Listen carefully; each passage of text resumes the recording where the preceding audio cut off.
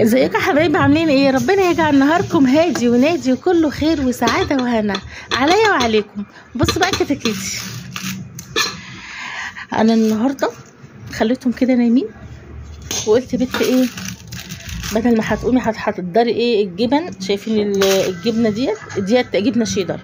رحت مطلعه شويه الدقيق اللي عندنا، ورحت ايه فاتحه كيس خميره يعني معلقه او نص صغيره كده ملح.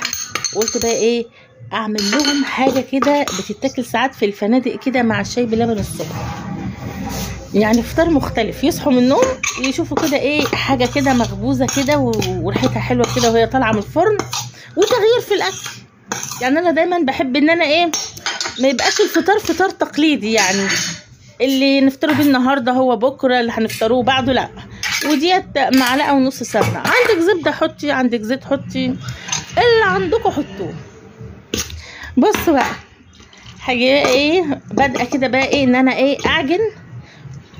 انا هنا ما حطيتش لبن، هو دقيق وميه وملح والخميره بس. هعمل حاجه حلوه كده تتاكل كده على الفطار ولذيذه، وبتتاكل في معظم الفنادق الصبح كده بيطلبوها مع الشاي باللبن. فانا قلت طب ما انا اعمل لهم النهارده فطار فنادق. خليكم بقى معايا كده. بصوا انا عجنت اهي، طبعا عجنتها يعني عجنتها. بصوا زي الكتاب ما قال، خليت العجينه بقت ناعمه في ايديا. هسيبها بقى كده ايه شويه كده تخمر نص تخميره. هتقولوا لي ليه؟ هقول لك ما بقيت التخميره التانيه بقى هبقى اقول لك هتخمر امتى. ماشي، هسيبها كده شويه نص تخميره بس، وبعد كده ارجع تاني اهي. ما خمرتش قوي عشان هي هتكمل خمرها. اقول لكم خليكم معايا. ده بقى صاج حطيت كده ايه في شويه دقيق كده، وهبتدي بقى ايه اقرص كده اعملها بقى ايه كور. على فكره في ناس تحب تحطها كده لور كده وتقطعها بالسكينه وتدور. كل واحد حر. انا المهم قلت يا بنت ايه قومي كده اعملي لهم ايه فطار مختلف، حاجه كده ايه ما يبقاش الفطار التقليدي الجبن والفول والفلافل والشاي باللبن. قلت لا غيري شويه. ما تنسيش بقى كده ايه، ما تنسوش كتاكيتي اللايك كده وانتوا قاعدين، واللي اول مره بيشوفني يشترك في القناه. ماشي، عشان لما هتشتركي في القناه لما انزل اي معلومه اي حاجه توصلك. واللايك، واللي عاوز يقول كده يعني يكتب تعليق حلو ماشي، ما يخسرش يا جماعه. ما كتبتوش عادي. بصوا بقى انا قرصتهم كلهم، بس فضلت الفتفوته دي.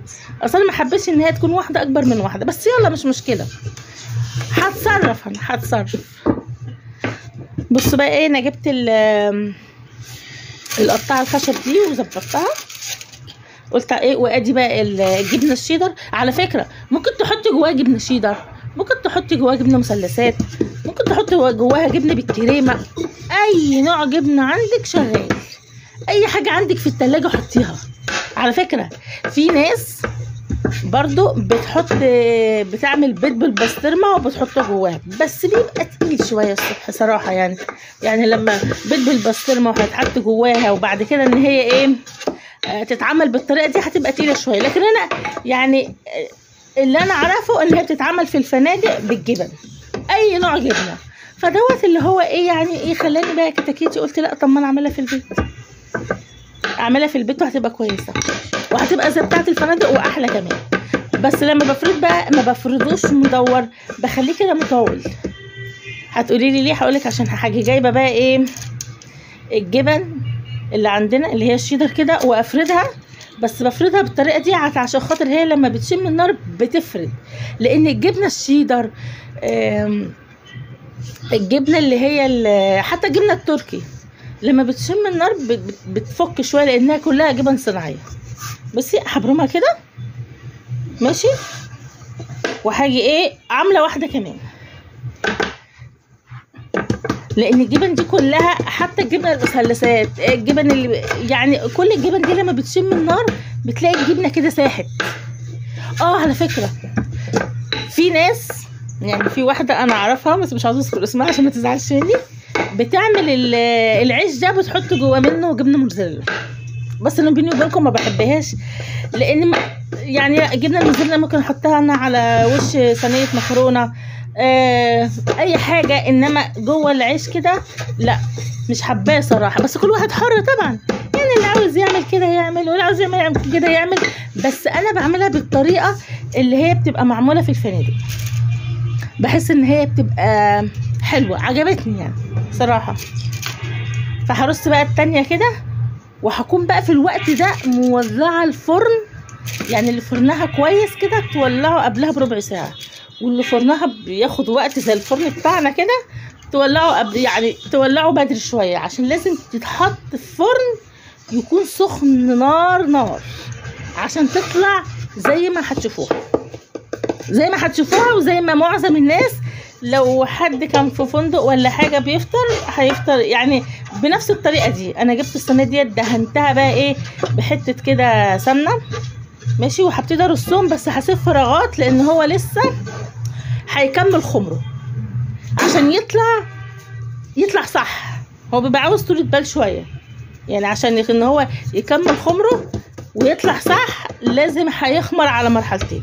بص همت، وانا سايبه فراغات لان لسه هسيبه ايه يكمل خمره شويه، انا هسيبه كمان قولي 12 دقيقه كده.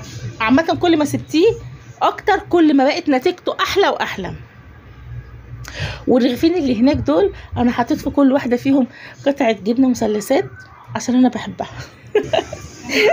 ماشي، انا كنت مغطياهم. بصوا هما لو كانوا استنوا تاني كان هيبقى احلى، بس طبعا انا خايفه هما يصحوا من النوم، فايه انا عاوزاهم يصحوا من النوم يلاقوهم مخبوزين وعامله الشاي باللبن ماشي اهم.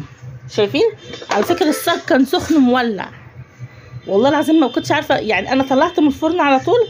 بصوا اللي هم محرمشين على جنب دول بتوعي انا عشان بحبهم يكونوا كده، والتانيين دولت اللي هم محشيين جبنه ماشي. وهم دلوقتي بقى ايه لسه هيبتدوا ان هم ايه يهلوا همت. هاجي طبعا مستنيه طبعا لما يبردوا، وهاجي اللهم صل على النبي كده حطهم في الصينيه كده بشكل كده ايه حاجه كده تفتح النفس. وبعد كده هروح بقى ايه اهم حطيتهم. بصوا كده قلت بقى يا بنتي حطيهم كده، وبعد كده ايه صحيهم، وبعدين اعملي بقى الشاي باللبن. وبصي ريحتهم مش قادره اقول يعني اللي هي لسه قايمه من النوم لسه هيفطروا ومحتاره تقول لك ايه الفطار بقى ممل جبن وحاجات. لا قومي كده نهارك سعيد، قومي اعملي السندوتشات دي وهتعجبك ونهاركم كله خير.